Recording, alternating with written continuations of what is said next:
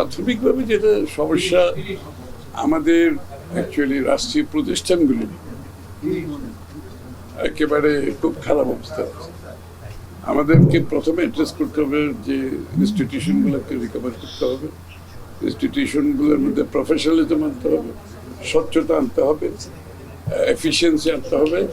এটা হচ্ছে গুরুত্বপূর্ণ বিষয়, কারণ এগুলোর অ্যাবসেন্সে, অনুপস্থিতিতে আমরা যত বড়ই প্রোগ্রাম নিয়ে এগুলো কাজ করবে।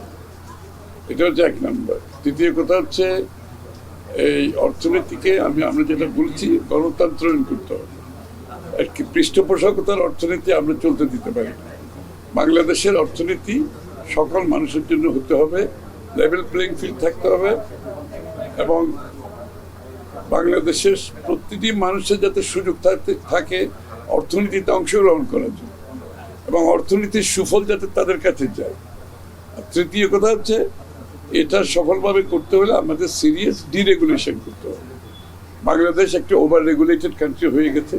এটা হচ্ছে পৃষ্ঠপোষকতার রাজনীতি করতে করতে ওভার রেগুলেটেড কান্ট্রি হচ্ছে। আমাকে সিরিয়াস ডিরেগুলেশন করতে হবে, লিবারালাইজেশন করতে হবে, লেভেল প্লেইং ফিল্ড করতে হবে, যাতে সকলের সমান অধিকার থাকে অর্থনীতিতে অংশগ্রহণ করার জন্য এবং অর্থনীতির সুফল যাতে সকলের কাছে যায়।